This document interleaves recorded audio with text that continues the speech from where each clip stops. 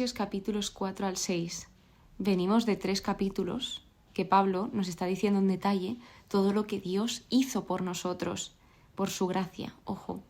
Y ahora lo que se nos está invitando es a vivir correctamente, se nos llama a vivir correctamente. Entonces creo que la frase, el versículo que resume todo el libro de Efesios, y en específico estos 3 últimos capítulos, son en el capítulo 5, sed imitadores de Dios y vivid en el amor, tal como Cristo os amó y se entregó por nosotros. Lo resume todo, resume quién es Dios, en muy pocas palabras, qué hizo por nosotros y cómo debemos de vivir para estar plenos, o sea, vivir en el amor. De hecho, cuando leía esto digo, es que probablemente sea de mis capítulos favoritos en el mundo porque habla de Dios, del amor constantemente, porque habla del amor constantemente, también habla de la unidad y habla de mi tema favorito, el matrimonio. Entonces, de verdad que es precioso. Empieza con un llamamiento a la unidad que lo destaca constantemente, destaca que debemos de tener un esfuerzo por mantener la unidad. Os exhorto a que viváis con toda humildad, mansedumbre, paciencia, soportándoos unos a otros por amor, poniendo empeño en conservar la unidad del espíritu mediante el vínculo de la paz. O sea, lo destaca constantemente. Él sabe que es difícil conservar esta unidad, por eso se invita a que se esfuercen por mantenerla, porque al final es mucho mejor estar unidos que estar separados. Luego también nos dice que hay un Señor, una fe, un bautismo, un solo Dios y Padre de todos, lo remarca, porque aquí había ese conflicto entre los judíos y no judíos, el cristianismo estaba empezando y los judíos seguían considerándose que ellos eran el único pueblo elegido de Dios. Eran el pueblo elegido de Dios, eso es cierto, sin embargo, realmente Dios es un Dios de todos, no era un solo Dios de judíos, sino que se abarcaba ya a todos, tanto a los judíos como a los no judíos, que eran los gentiles. Entonces, que está sobre todos, actúa por todos y está en todos. Luego habla de la diversidad de vocaciones que Dios dispuso que cada uno fuera, por ejemplo, apóstol, otros profeta, para organizar adecuadamente y que todo estaba orientado a la edificación del cuerpo de Cristo, porque como vimos en anteriores capítulos, Cristo es la cabeza de la Iglesia. Si imagináis un cuerpo, Cristo es la cabeza y la Iglesia es todo lo demás. Entonces, pues vemos cómo Cristo debe estar unido a la Iglesia. Dice, todo está orientado a la edificación del cuerpo de Cristo, hasta llegar a la unidad de la fe y conocimiento de Cristo. O sea, esa madurez en Cristo. Y esto pues sí es un camino, es un proceso. Hay veces que es más fácil, hay veces que es más difícil, pero es precioso el cómo poquito a poquito vamos aprendiendo para llegar cada día más a conocer a Cristo. Movidos por un amor sincero, es decir, que movidos por el amor, creceremos en todo hacia Cristo, que es la cabeza, de quien todo el cuerpo, es decir, de quien todos nosotros recibe trabazón y cohesión por la colaboración de los ligamentos, según la actividad propia de cada miembro, para el crecimiento y edificación en el amor, es decir, ese servicio mutuo, un servicio unificado, un servicio también animado. Entonces es precioso porque cada miembro del cuerpo aporta algo a todo el cuerpo, pues el que hace este servicio aporta esto otro, quien hace el otro servicio aporta lo demás y así, y es precioso ver cómo cada uno aporta algo a ese cuerpo entero. La vida nueva en Cristo, lo que viene a decir Pablo es que nos despojemos del hombre viejo, que desechemos, por ejemplo, la mentira, que no irritemos, que no digamos el chisme, que no robemos, entre otras. Y luego dice, revestíos del hombre nuevo, es decir, revestíos de la verdad. Aquí específicamente os puedo decir de todo lo que hablaba de despojarnos y es, por ejemplo, quítense la mentira y pónganse la verdad, quítense el enojo y pónganse la paz, quítense el robo, pónganse la generosidad, quítense el chisme y pónganse palabras de ánimo, quítense la venganza y pónganse el perdón, quítense la promiscuidad y pónganse el dominio propio. Y entre estas, así poco a poco, vamos aprendiendo a ser como Jesús. El no entristezcáis al Espíritu Santo de Dios. O sea, Sed amables y compasivos entre vosotros, perdonándoos mutuamente como os perdonó Dios en Cristo. Es decir, Pablo va poniendo el ejemplo de todo lo que Jesús hizo por nosotros, porque Jesús perdonó hasta el último momento. Y Dios es un Dios misericordioso, es un Dios que perdona a pesar de que le hagamos daño constantemente. Y que ojalá sepamos aprender esto de Dios, porque nos cuesta muchísimo perdonar. Y es lógico, o sea, humanamente hay cosas que cuesta barbaridades perdonar, incluso que nos parecen imposibles de perdonar. Pero aquí Dios nos dice, mira cómo Cristo perdonó incluso a aquellos que lo crucificaron en la cruz. Fijaos en el ejemplo de Esteban, en el libro de Hechos de los Apóstoles, de los primeros diáconos que hubo en la iglesia, que él también fue lapidado y en su último momento de vida también perdonó a aquellos que le estaban lapidando y a aquellos que le estaban haciendo esto. Entonces, que ojalá sepamos tratar a los demás como Dios nos trata, que también tenemos que tener claro que perdonamos porque Él nos ha perdonado, porque hemos sido perdonados. El destacar el autocontrol, el que, claro, sí que es cierto que aquí no le he hablado mucho en contexto, pero el contexto es que en esta época, en específico, si hablamos de los efesios, bueno, también en otras comunidades, pues creían en todo menos en Dios. Ellos negaban cualquier estándar de moralidad a la cual ellos debían responder. Es decir, cuando veían algo de moralidad, fuera, que era lo que Dios traía, que era ese orden, esa paz, esa cohesión, esa unión. Sin embargo, ellos vivían una vida desordenada y entonces pues creían en cualquier cosa menos en Dios. Cuando guardamos ira en nuestro corazón, hacemos el trabajo del diablo. Ojo, el propósito de tener se convierte en dar. Y es que es precioso. Y luego ya se enlaza con el capítulo 5, que es lo que os comentaba al principio. Sed imitadores de Dios y vivid en el amor, tal como Cristo os amó y se entregó por nosotros. Pronunciad acciones de gracias, que nadie os engañe. Fuisteis tinieblas, pero ahora sois luz. Es decir, en los anteriores capítulos nos decía que estábamos muertos, pero fuimos vueltos a la vida. Entonces, habla de lo mismo. Fuisteis tinieblas, pero ahora sois luz en el Señor. Vivid como hijos de la luz. Y el fruto consiste en todo tipo de bondad, justicia y verdad. Denunciad las obras infructuosas de las tinieblas. Mirad atentamente cómo vivís. No seáis necios, sino sabios. Es decir, que también nos examinemos nosotros el cómo estamos viviendo de la manera en que vivimos. Aprovechad cada ocasión. Tratad de comprender cuál es la voluntad del Señor. ¿Y esto por qué? Porque si comprendemos cuál es la voluntad del Señor, la voluntad del Señor siempre es lo mejor para nosotros. También en los anteriores capítulos vimos cómo Dios nos da cosas incomparablemente mejores de las que pedimos o de las que podemos pensar que nos pueda dar. Y así es, o sea, que ojalá sepamos siempre cuál es la voluntad del Señor. Y una de las mejores formas, y diría que la mejor forma, hay más formas obviamente, pero es leyendo la palabra de Dios.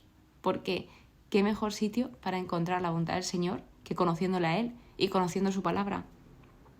Recitad, cantad, salmodiad en vuestro corazón, o sea, de forma sincera, al Señor, dando gracias siempre y por todo a Dios.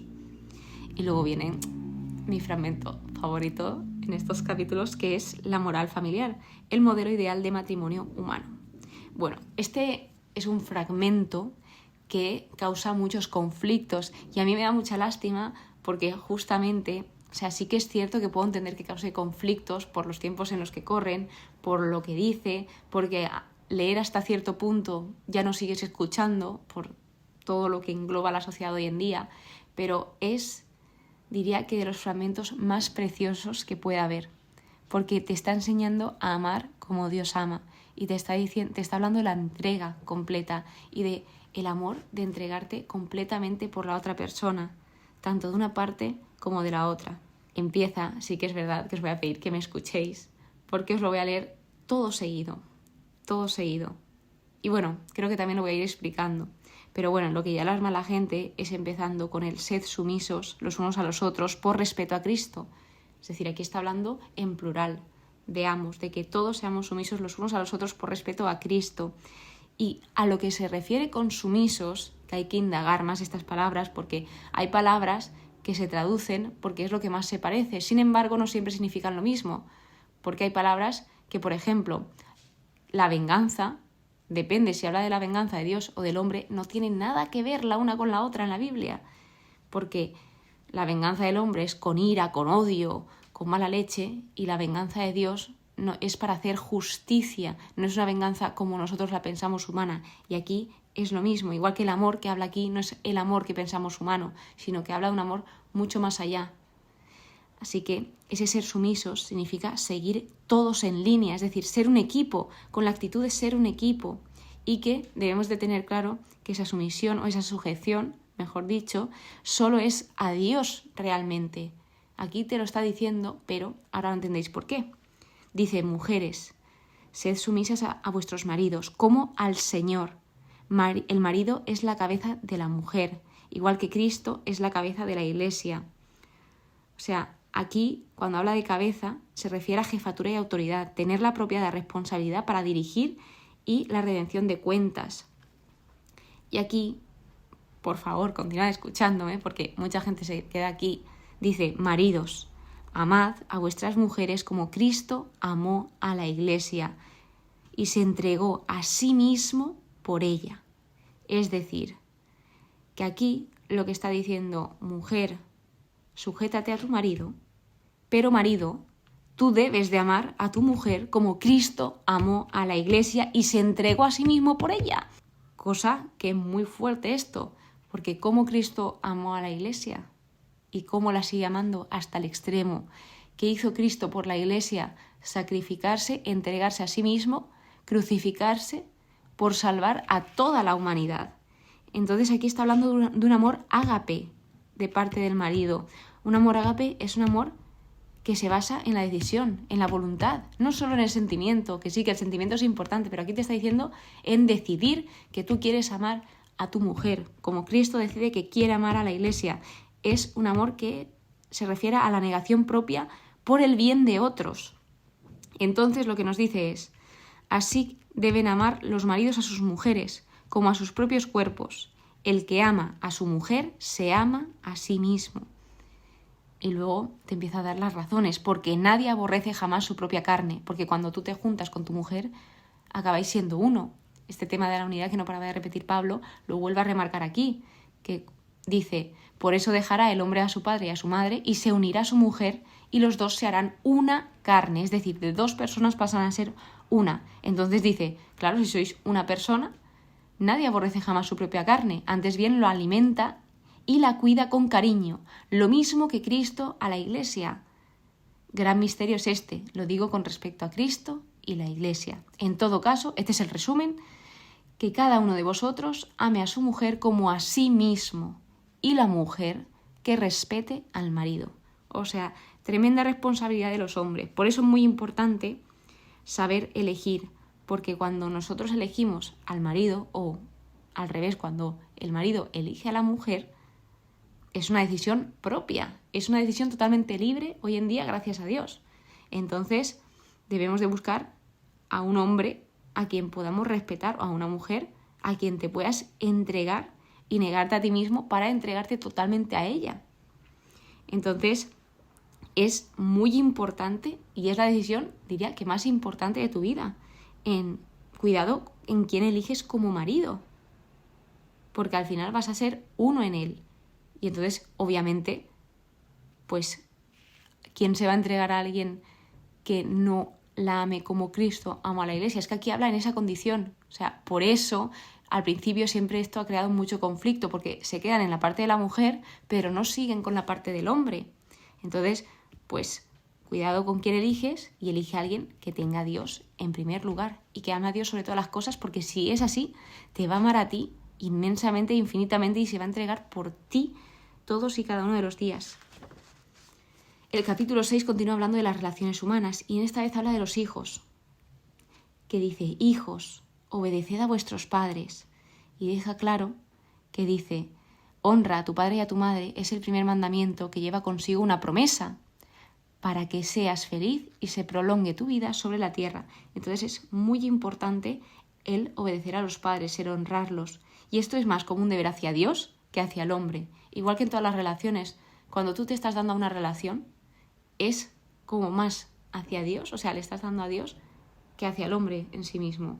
Padres, no exasperéis, formad a los hijos mediante instrucción y exhortación, según la enseñanza del Señor, ¿Y qué significa exasperar? Pues que no irritemos a los hijos, que no demos motivos de enojo grande o lastimemos una parte dolida o delicada de ellos.